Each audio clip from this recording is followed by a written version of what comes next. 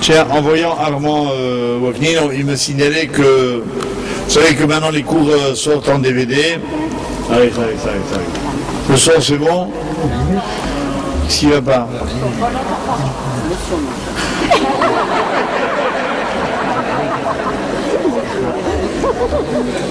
Je disais qu'on me signale que les cours qui sortent déjà en CD depuis quelques années sortent depuis la dernière fois en DVD. Et que le numéro 2, le DVD numéro 2 est déjà disponible. C'est ça, moi? Comment? Moi je m'ai fait 7, ça veut dire quoi 7? Hein? Ah, 7 euros, vous êtes déjà au courant.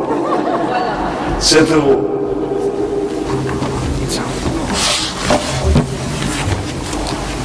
Alors ceux qui attendent des promotions, il y aurait une promotion, si Dieu veut, en janvier 2008, à 6,50 €. Moi je vous conseille d'acheter tout de suite. Voilà. Alors je voudrais commencer ce soir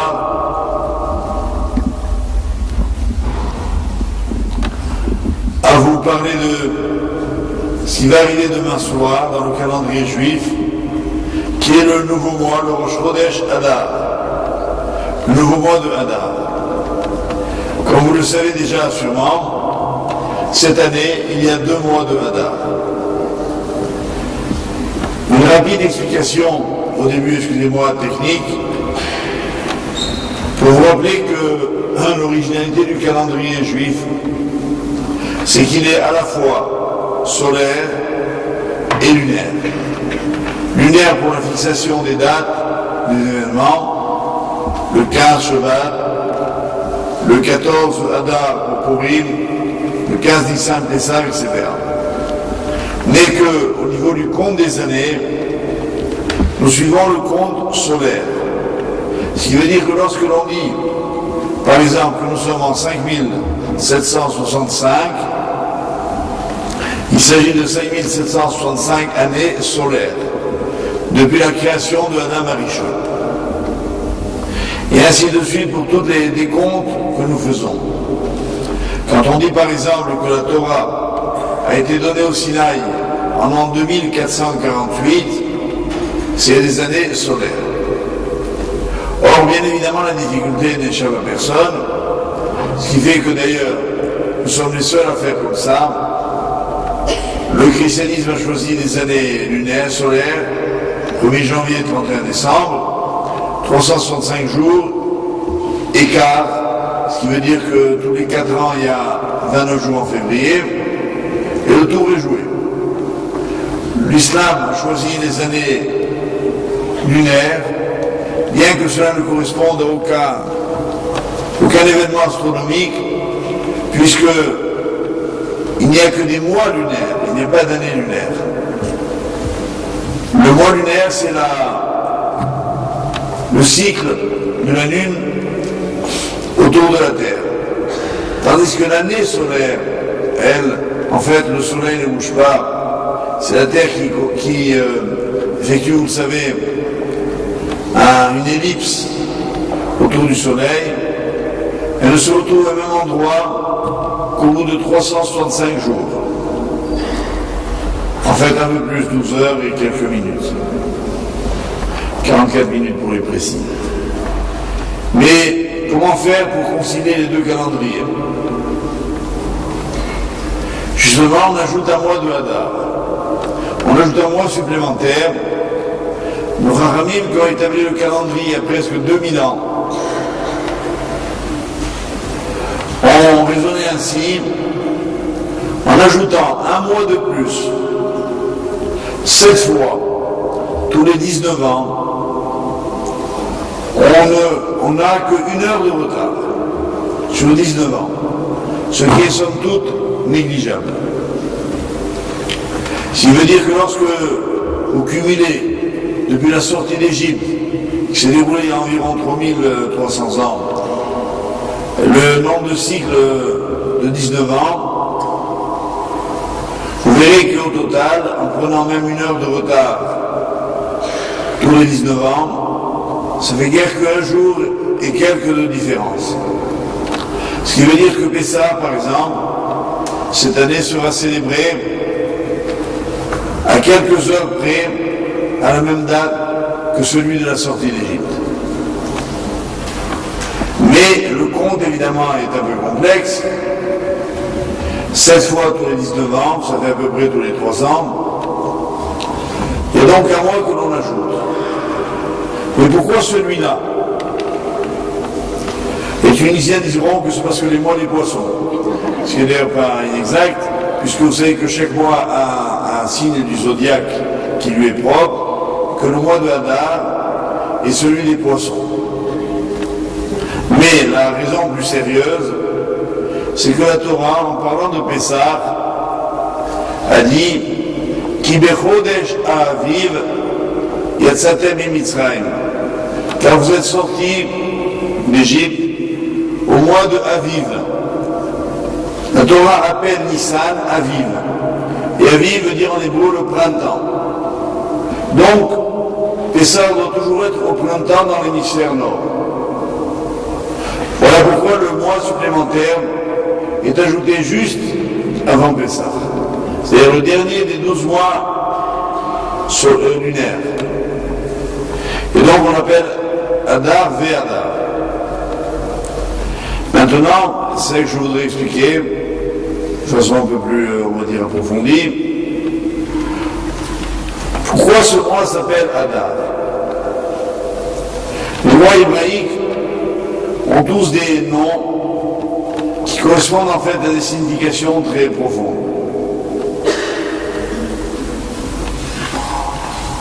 On dit dans le Talmud, Mishenichnas Hadar, Marbin Besimcha, c'est bien connu. Dès que le mois de Hadar arrive, on multiplie la joie. Le sens simple, c'est que ce mois-ci, le mois de Hadar, en fait le deuxième, il y a la fête de Purim, qui est évidemment une fête de joie. Mais si on approfondit un peu plus, on voit dans une Gemara dans Betsa, le thème suivant, on nous dit là-bas, Mi Shirotse, Sheikayemu Nechasav, Ita Ba'em Eder. Celui qui veut que ses biens, littéralement Nechasav, c'est-à-dire ses champs, se conservent, il devra y planter un Eder, Aleph, Dalet, Resh, ça désigne un arbre qui est traduit par peuplier. Donc c'est un arbre majestueux, distingué. Le pshat, le sens simple, est évident. Avant, il n'y avait pas de cadastre. On disait le champ de un tel, c'est celui qui est là-bas, à côté d'eux.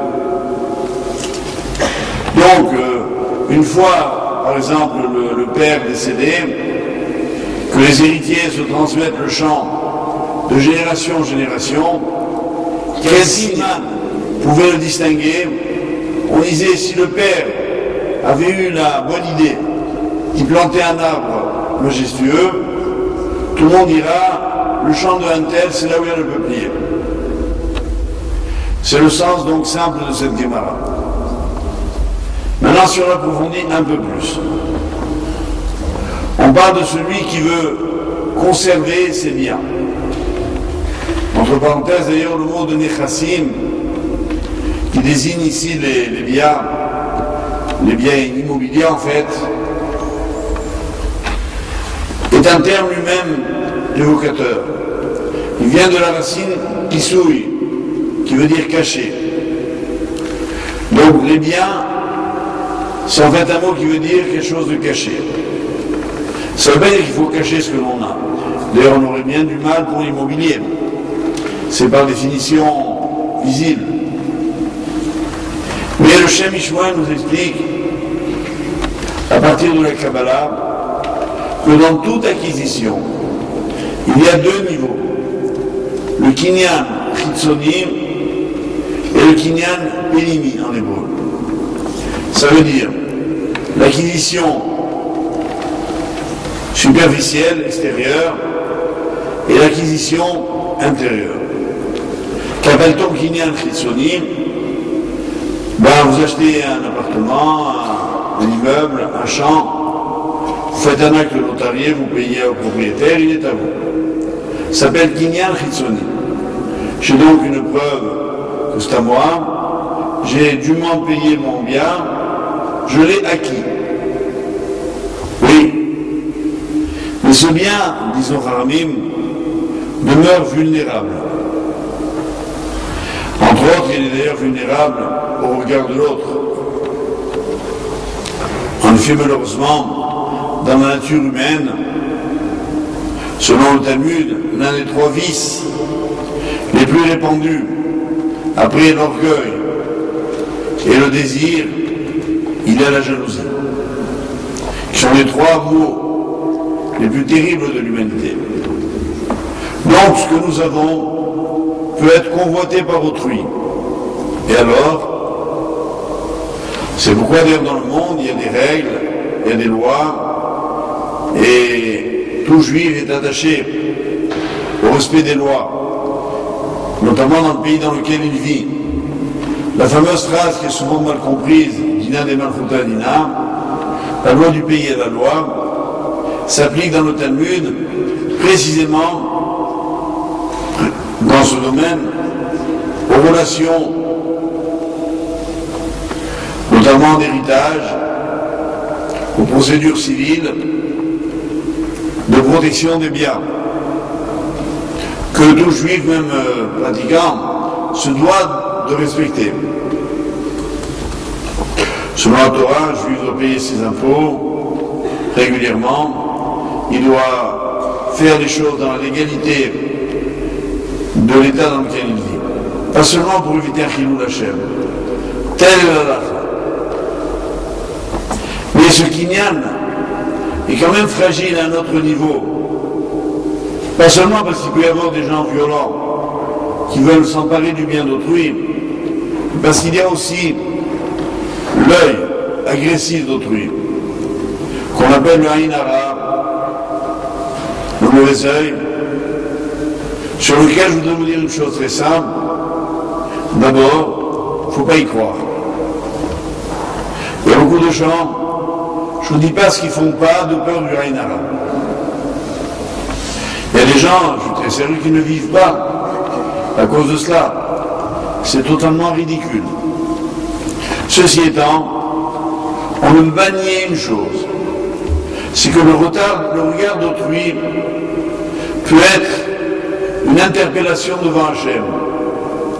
Quand un homme, voyant le bien de l'autre, dit à Hachem, même inconsciemment, il dit pourquoi lui et pas moi? À ce moment-là, nos frères me disent il y a un risque qu'on sorte notre dossier là-haut, qu'on dise tiens celui-là à propos. Hachem lui a donné ça et ça, est-ce qu'il vraiment il le méritait? Ah! C'est-à-dire quoi il le méritait? Il a acheté son bien, toute légalité, il a payé, il a enregistré les biens à lui. Non, on ne parle pas de ça. On ne parle pas du kinyan chitzoni, on parle du kinyan penimi. C'est-à-dire que lorsque l'homme met dans ce qu'il a, pas dans ce qu'il est, du émet, du vrai, alors il n'a rien à craindre. C'est ce qui est vraiment à moi.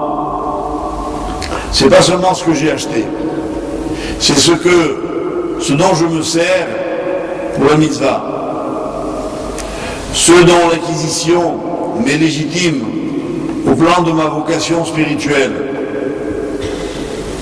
Je réalise véritablement la finalité de cette chose. Personne ne peut me l'enlever. Voyez?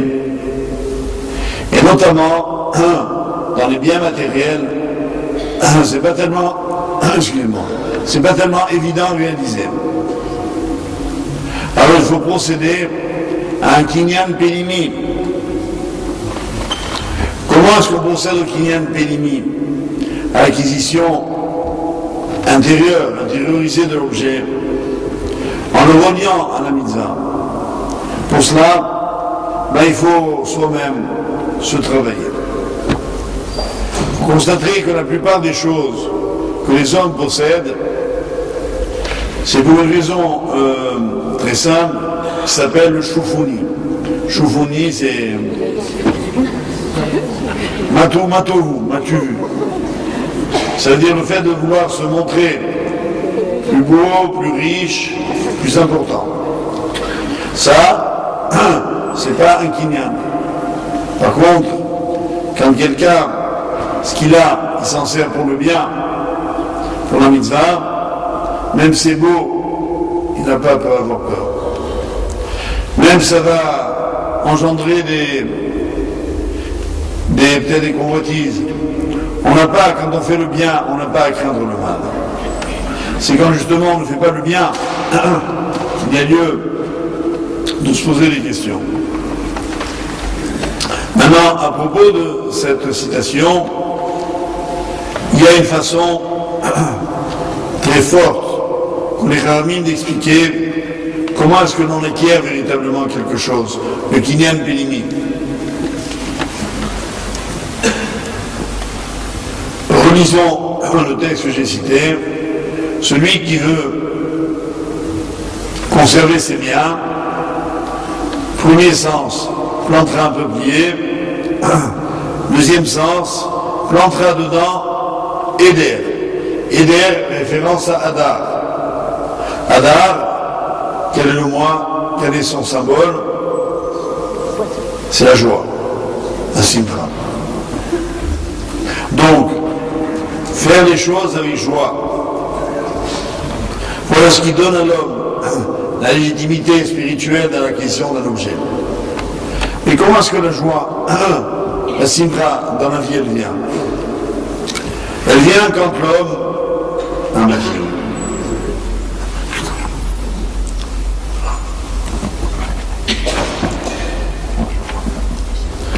C'est de l'eau de là, de l'eau à Evian. Mais il faut cacher pour la télé, c'est honteux. Pourquoi pas?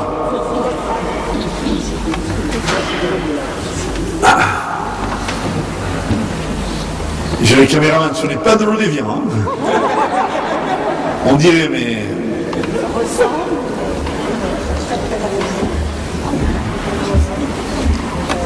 Donc la notion de Hadar, c'est-à-dire de Simcha, permet à l'homme de conserver son bien.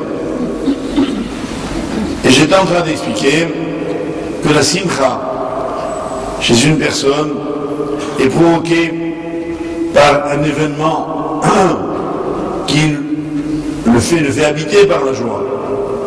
Par exemple, en principe, quand on fait quelque chose de nouveau, on a de la joie. Que nous procure la joie, un vêtement nouveau, une voiture nouvelle, une nouvelle maison, des nouveaux meubles, mieux encore, un mariage. Dites, oui, qu'est-ce qu'il y a de plus beau qu'un mariage? Il provoque la simcha. Simcha Ratan et Kala, c'est quoi?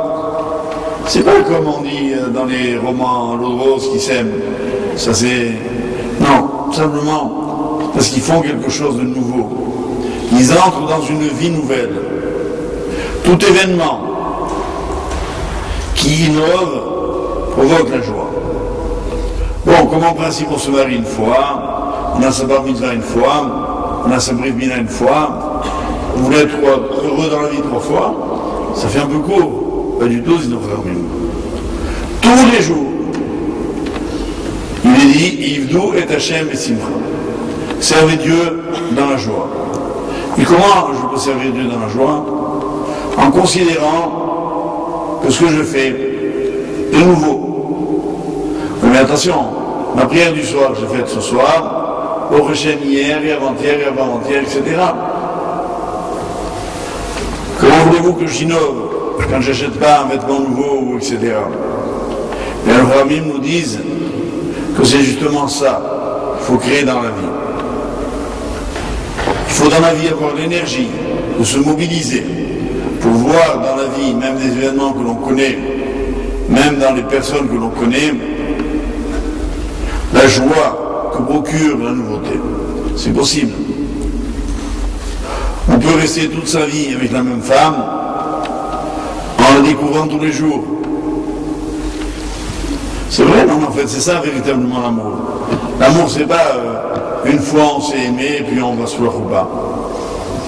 L'amour, on s'aime tous les jours. Et un peu plus, et davantage. Et donc on se découvre nouveau tous les jours. Ah, c'est toi? Je vois genre, je savais pas. Ok, et ça en fait, c'est ça qui provoque la simra. Or, un Rosh Chodesh, comme son nom l'indique, notamment la tête du mois. Mais Chodesh en hébreu vient du mot Chadash, qui veut dire nouveau. Alors on dit c'est la nouvelle lune. Oui, mais c'est plus que cela. Un nouveau mois, c'est une occasion d'une vie nouvelle, d'une expérience nouvelle, d'un nouveau départ dans la vie. Et à la limite, toutes les mitzvot que l'on fait, même tous les jours, sont une nouvelle chance, un nouveau départ, la possibilité de se renouveler, de réessayer. Chaque Shabbat qui arrive, c'est un nouvel événement. Chaque Tefila qui arrive, c'est un nouvel événement. Qu'est-ce qui est tombé là?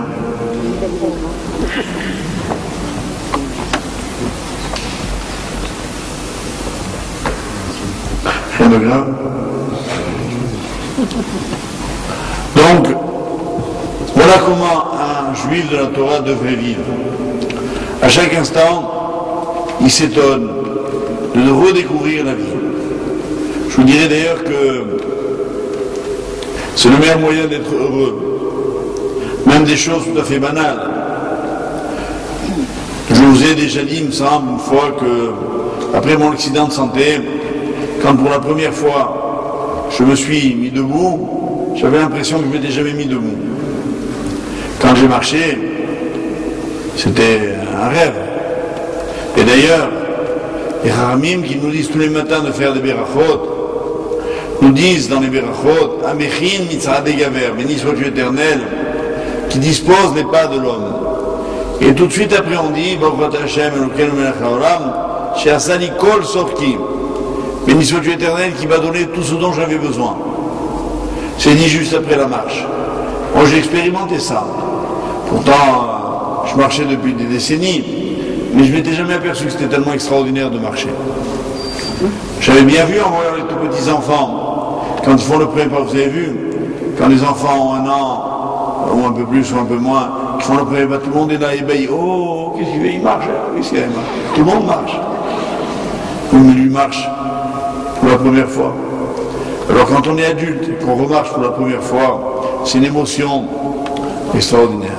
Je souhaite à personne de la connaître, mais je dis simplement, c'est dommage de ne pas s'en apercevoir tous les jours. Comme on dit, hélas, c'est presque un lieu commun, qu'il faut des fois risquer de perdre quelque chose pour s'apercevoir combien elle est précieuse. Je vous ai une fois dit que, par exemple, quand dans nos maisons, il y a une coupure d'eau pour des travaux, 1 heure sans eau, c'est une galère. On ne se rend plus compte qu'on va tous les jours dans notre cuisine, dans notre salle de bain, et on tourne un robinet, on soulève un mitigeur et on a l'eau. C'est extraordinaire. Quand on pense à tous les tuyaux, à tout le système, à tout l'assainissement que les villes modernes ont mis en place, c'est extraordinaire, on s'habitue. L'électricité, c'est la même chose.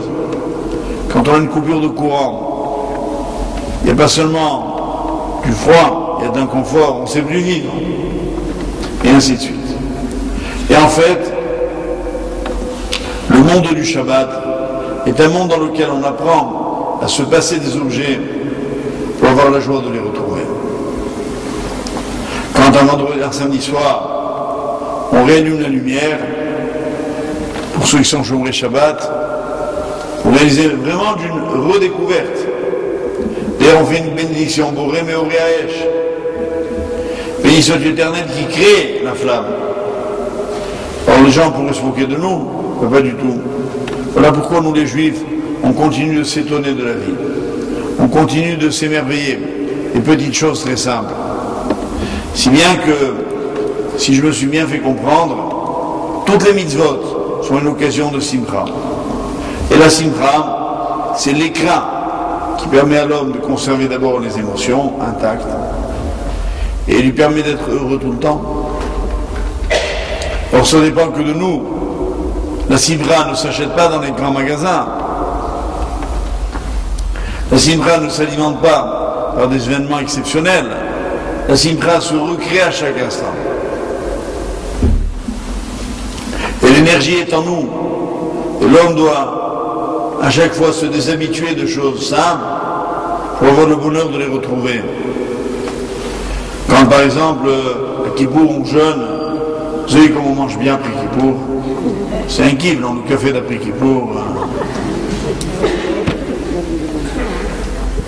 Même, moi j'ai connu un monsieur, aujourd'hui décédé malheureusement, qui avait été déporté à Auschwitz, qui m'avait raconté qu'une des rares satisfactions qu'il a eues là-bas, c'est le jour de Kippour.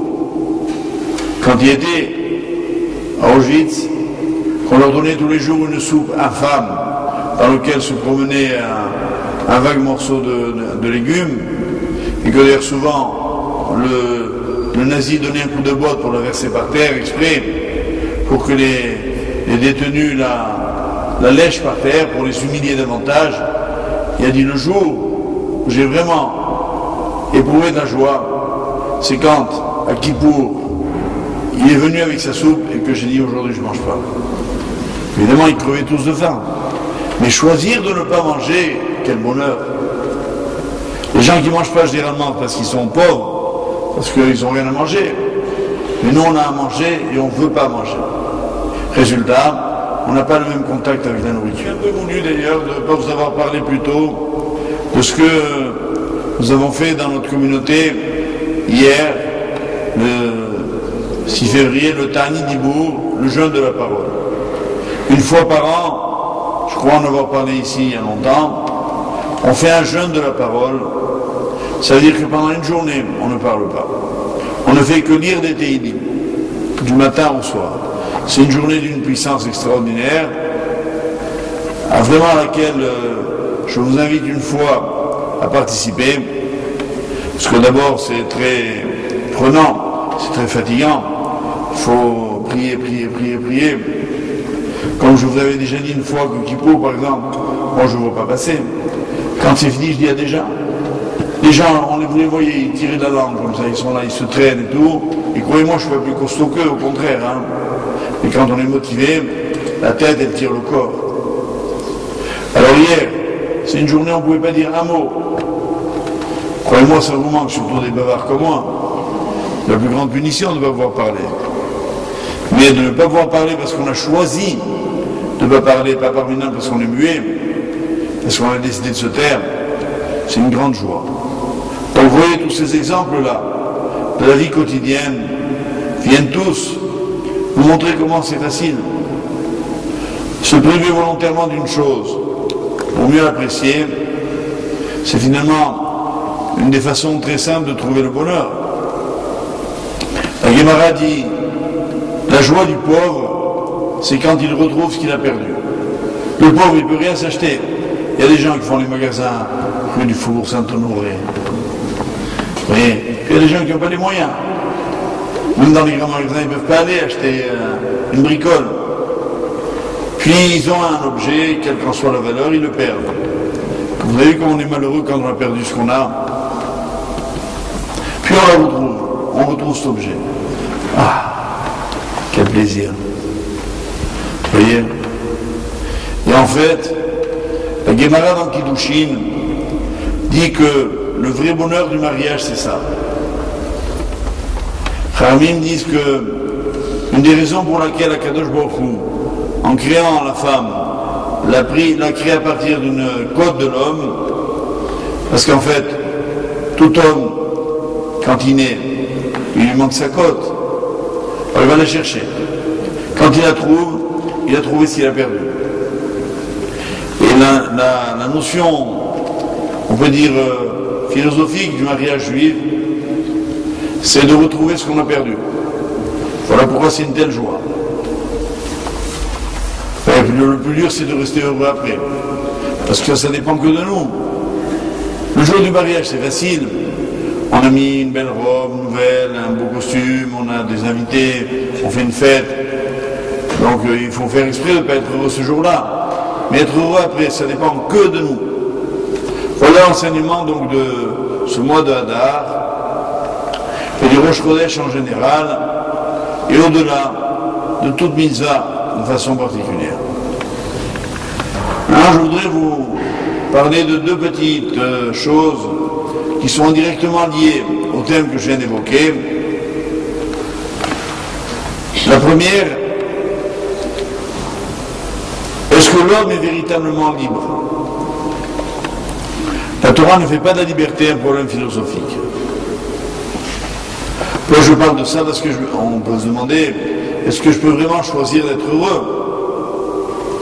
Est-ce qu'il n'y a pas une avalanche de problèmes qui s'abattent sur l'homme en général et qui font qu'on le prive du bonheur? Dans une Gemara dans Makot, page 11, Chachamim disent la chose suivante. Ils disent pas du tout. La liberté existe. Mais on conduit l'homme là où il a choisi d'aller. Bederech, chez Adam Rotzel Alechet, Molichim Oto. Ça veut dire qu'au fond de nous, tous, même si on n'a jamais dit à personne, on a envie de certaines choses. Ce dont on a vraiment envie, on nous le donne. Comment ça marche? Bon, la Gemara donne d'abord un exemple, puisque de là où je l'ai extraite, elle parle d'un problème très très technique, juridique, qui est le meurtrier involontaire. Si une personne, d'après la Torah, a tué quelqu'un par accident, alors elle n'est évidemment pas condamnée à mort, mais elle est exilée dans une des villes de refuge. Il y en avait 6 d'après la Torah. Mais il faut bien sûr qu'il y ait des preuves que l'accident était vraiment involontaire. Et pas que cet homme-là a tendu une embuscade, qu'il a fait exprès de ne pas faire exprès. Et les Chachamim disent, voilà, imaginons le cas suivant. Il y a un homme qui un jour a tué un autre involontairement, par accident. L'exemple type de la Torah, c'est un bûcheron qui abat un arbre, et puis en tapant, le manche quitte la cognée, ou alors il y a un bout de bois qui est projeté. À ce moment-là, il y a quelqu'un qui passe, qui le reçoit et malheureusement décède des suites de sa blessure. C'est un exemple. Imaginons, à contrario, le cas d'un autre homme qui lui en a tué un autre volontairement. C'est vraiment un meurtrier. Il n'y avait pas de témoin. Résultat, on ne peut pas le condamner, il n'y avait pas de preuve. Et il a fait exprès. Alors les sages donnent dans le Talmud l'exemple suivant. Ils disent, voilà ce qui va se passer un jour. Ces deux hommes vont se retrouver les deux dans une même auberge. Le meurtrier volontaire, qui mérite la mort, mais qu'on n'a pas pu lui donner faute de preuve, est assis au pied d'une échelle. En haut, il y a un monsieur qui est le meurtrier involontaire, qui n'a pas pu être exilé faute de preuve. Il va glisser de l'échelle, il va tomber sur l'autre involontairement, il n'a pas voulu le tuer. Mais en tombant, il le tue. Donc le meurtrier volontaire va mourir, et le meurtrier involontaire va être exilé. Comme s'il y avait une sorte de rééquilibrage de la justice. Évidemment, vous pourriez me dire, on dirait un film, c'est trop beau pour être vrai. Et moi je vous répondrai pas du tout. C'est justement parce que c'est très beau que c'est vrai. Malheureusement, Dans la vie d'un homme, à l'échelle d'un être humain, on ne voit pas la réalisation de la justice divine, qui pourtant est d'une extraordinaire droiture. Aux yeux de Hachem, rien n'est par hasard, rien n'est fortuit, tout s'explique, même quand on n'est pas capable. C'est vrai qu'il y a des événements très difficiles à expliquer, sans même remonter jusqu'à la Shoah, avec tout ce qu'elle pose comme problème. Quand on voit le drame du tsunami d'il y a quelques mois, avec l'incroyable catastrophe que ça a provoqué sur le plan humain, on a du mal. Mais pourtant, si on était capable, on pourrait tout expliquer. Tout. C'est-à-dire chaque individu qui était là-bas et celui qui était bas. Moi j'ai vu à ce sujet des belles histoires. Nous étions à notre séminaire de Valfréjus, on évoquait ce phénomène, j'ai dit à peu près ce que je viens de dire. Une dame était là, je ne sais même pas qu'elle était là, elle lève la main, dit je te dis quelque chose. Elle raconte son histoire. Comment elle et son fils devaient se trouver là-bas et par quel concours de circonstances incroyables ils ne sont pas allés. Et voilà, moi je suis là, vivante, Baruch Hashem, preuve de ce qu'il y a une providence individuelle. Ce qu'on appelle en hébreu la hashgacha pratique. Alors que veut dire la phrase « là où l'homme veut aller, on le conduit » Parmi les explications que l'on donne, il y en a une qui est donnée par un grand maître, commentateur du Talmud qui s'appelle le Maharsha, et qui dit que, et je trouve son explication est très forte, il dit que l'homme, par son action, par ses propos et par ses pensées, dans sa vie en général, il fabrique, entre guillemets, des malachim, des anges. C'est-à-dire que tout acte provoque la naissance d'une créature invisible, qu'on appelle en hébreu un malach, qui est le produit de l'action de l'homme. Je vous répète, de la parole et même de la pensée. Et que font ces anges? Ils précèdent l'homme, ils le conduisent, comme des motards qui nous ouvrent la route. Et en fait, là où l'homme veut aller, comme imaginant des motards qui lui ouvriraient la voie, ils le conduisent. Si vous comprenez bien ce que je viens d'expliquer, ça veut dire que là où je vais aujourd'hui, c'est là où j'avais décidé d'aller hier. C'est là où j'avais commencé, par mes actions antérieures, à fabriquer mon devenir. En fait, le futur nous appartient. À quel prix? Il nous appartient par notre passé. Ce que j'ai fait hier prépare ce que je ferai demain. Ce que j'ai dit hier prépare ce que je dirai demain. Ce que je pense prépare ce que je penserai. Donc l'homme se crée à chaque instant des forces qui l'environnent, qui le prédisposent, qui le conduisent. C'est pas du déterminisme, c'est moi qui un jour ai décidé d'eux. Et puis on voit que malgré les difficultés, les problèmes, on arrive toujours là où on a vraiment choisi d'aller. Voilà pourquoi quand on est devant Dieu dans nos prières, il ne faut pas faire semblant de dire « moi je voudrais bien faire ceci mais je ne n'arrive pas ». Je voudrais bien faire le Shabbat mais il faut que je gagne ma vie, je n'ai pas les moyens. Ce n'est pas le genre d'argument qu'il faut tenir devant le Créateur. Tu veux faire le Shabbat vraiment, rien ne peut t'empêcher. Je vous ai dit ici plusieurs fois combien je suis admiratif, tous les ans d'ailleurs un peu plus, de tous ces étudiants, étudiantes, qui soucieux de pratiquer le Shabbat, accomplissent des acrobaties, des prouesses incroyables. Et ils y arrivent. Celui qui veut étudier la Torah, il n'y a pas d'excuse. On arrive. Je suis loin, j'ai pas le temps, ça c'est des fausses excuses. En fait, j'ai pas décidé. Ce que j'ai vraiment décidé, j'y arrive toujours. Plus ou moins bien, plus plus ou moins vite, mais j'y vais toujours. D'ailleurs, dans la vie, ce qui compte, c'est là où on va.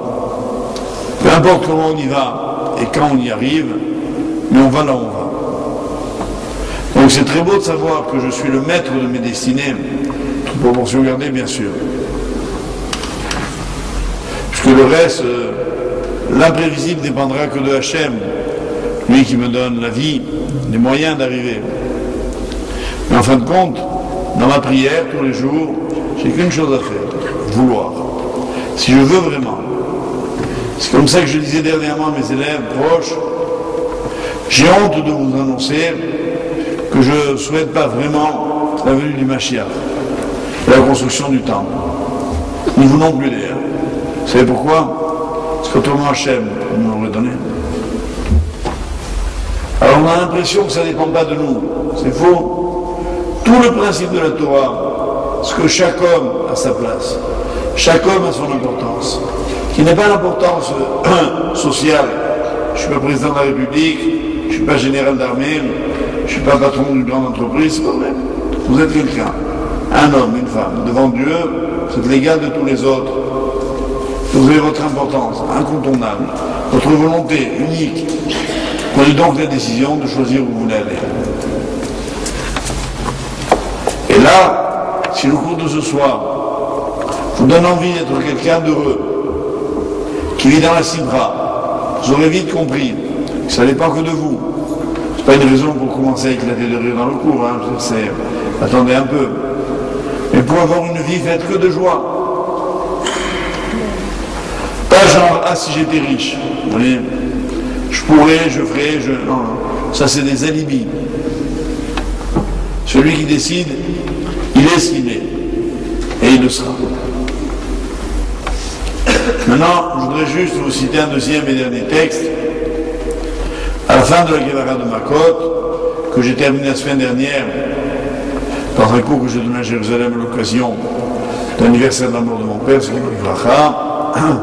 et qui est un très beau texte. Je voudrais donc vous citer quelques lignes.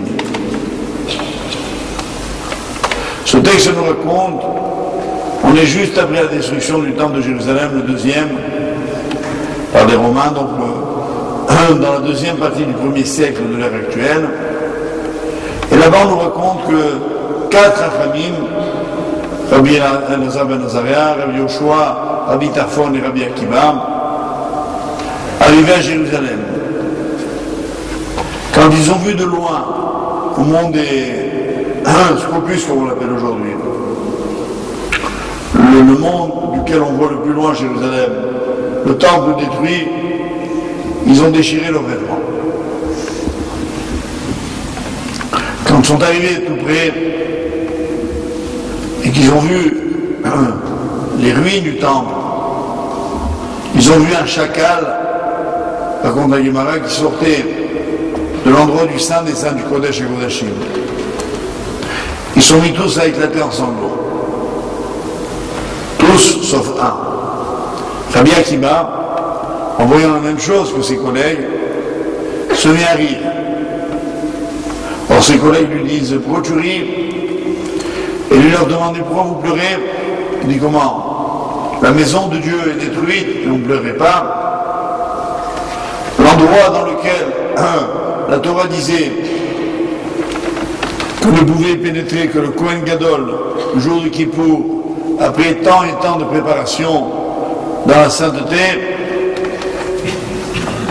Choualim il est choubo, le chacal s'y promène et on ne pleurait pas. Alors lui il leur dit, la raison pour laquelle vous pleurez,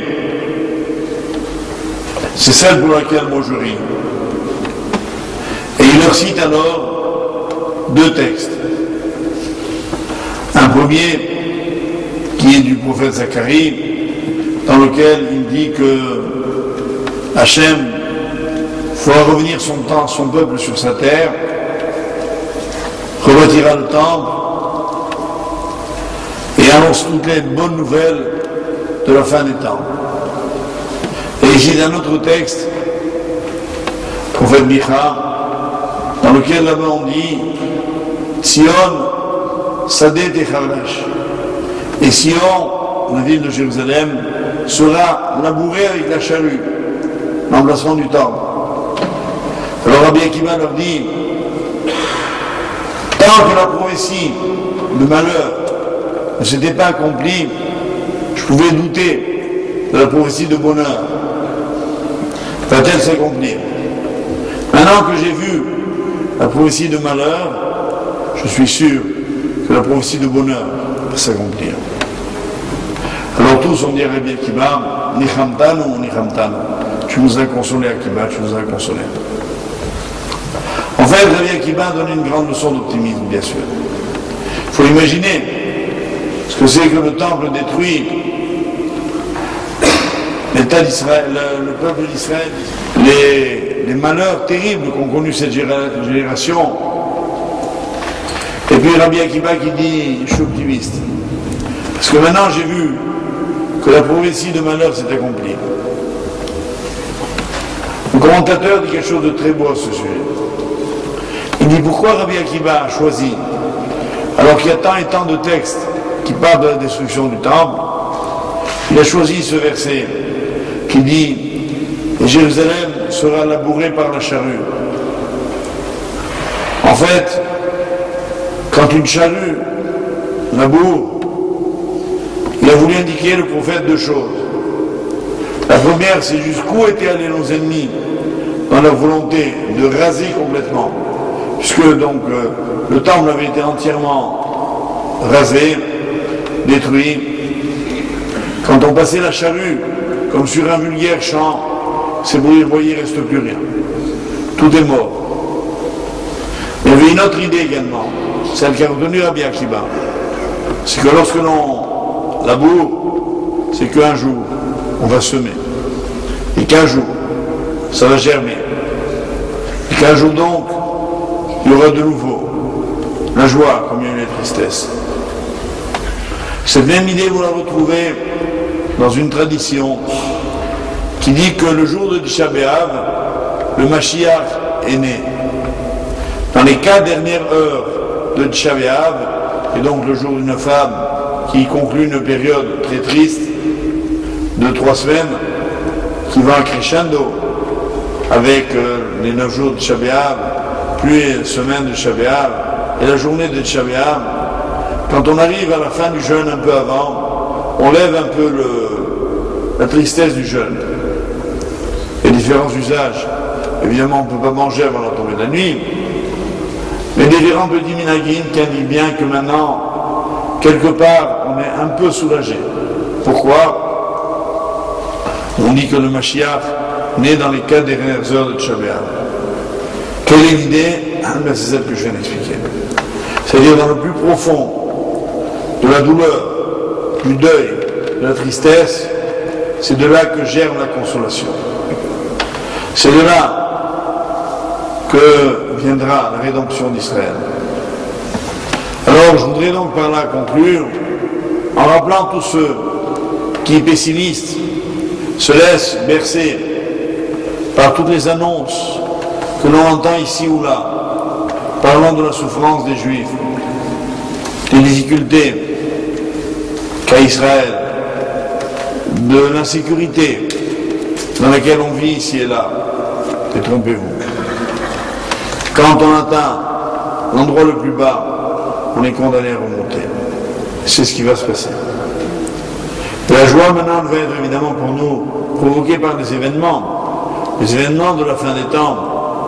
Regardez la sortie d'Égypte, comme elle a été grandiose, sublime. Les miracles dont on avait à peine le temps de dire à Hachem merci qu'il y en avait déjà un autre. Et on dit qui met cette rame Mitzrayim Areen ou les Flaot. Je le montrerai à mon peuple, dit Dieu, des prodiges, comme je l'ai fait au moment de la sortie d'Égypte. Et quand il y aura les miracles de la fin des temps, ils seront tellement grands que même la sortie d'Égypte, elle sera oubliée. Alors que tous les jours, dans la Torah est marqué 50 fois, pas une ni deux, 50 fois tu te souviendras de l'Égypte. Un juif ne peut pas oublier qu'il est esclave en Égypte. Et par la main, il veut témoigner de toute la reconnaissance qu'il a à l'égard de son Créateur. Mais quand viendra la fin des temps, on n'aura même pas les mots pour dire à Hachem merci. Alors, vous vous rendez compte ce moment fabuleux qui nous attend. On a vu tellement de galères, tellement de souffrances, de malheurs, que maintenant ne peut venir que la joie, que la lumière, que la délivrance. Simplement, nous ne nous trompons pas. Pour cela, il ne faut pas croire que, comme certains l'espèrent ou pas, je ne sais pas, un petit traité de paix ici ou là peut changer quelque chose. La vraie prière d'un juif, c'est de souhaiter que Hachem nous envoie le Mashiach, qu'il fasse reconstruire le Beth Amikdash, parce que là, qu'est-ce qui se passera? Ça ne pourra pas se faire sans que Hachem intervienne lui-même. On le voit bien. Regardez là, les conditions géopolitiques, comme on dit. C'est impossible. Aucune armée au monde, aucun peuple au monde n'aurait la puissance d'imposer là où il faut le construire, le Beth Amikdash. Ça peut être qu'Akadosh Baruch Hu. Donc quand il viendra, les nations du monde seront bien obligées de reconnaître que Hachem est Hachem, Hachem est Melech al Kol Haaretz, qui sera le roi alors de toute la terre, et son peuple sera nous, parce qu'on aura attendu. On aura fait preuve de patience, d'espérance, d'espoir et de joie. Voilà. Je souhaite à tous un très bon mois.